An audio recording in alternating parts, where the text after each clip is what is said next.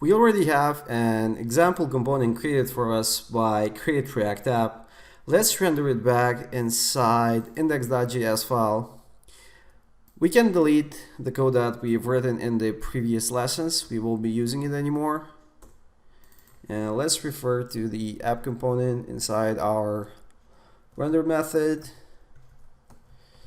Now, if you're wondering why we're using a different kind of syntax, which looks more similar just to regular HTML, that's because we're rendering a fully functional React component instead of just a simple variable with some JSX assigned.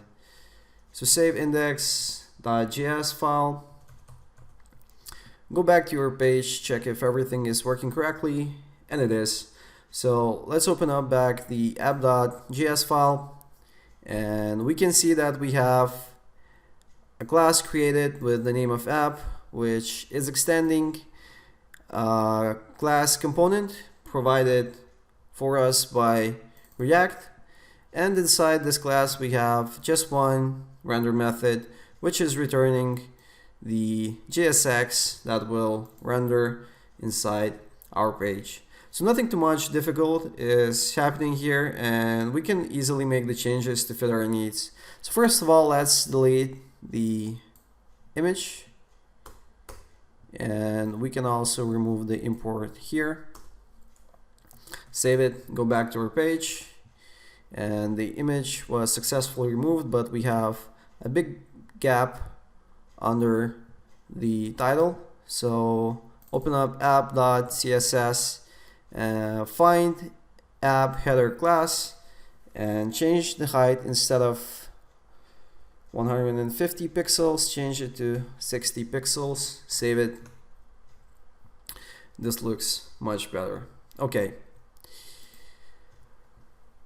let's change our title to TV series list, and instead of this intro text, we will be creating our own first component.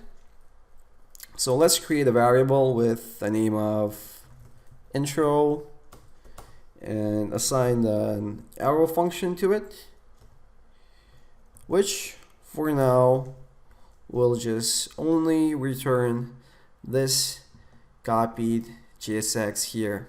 So be sure to add one argument with the name of props, which is short for properties.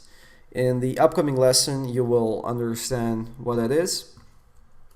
And change the text to our first functional component and refer it here.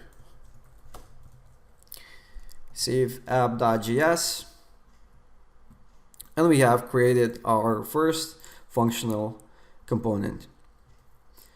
So both intro and app are identical from React's point of view, although app has additional features since it's extending the component class provided by React. We will discuss those additional features in the upcoming lessons.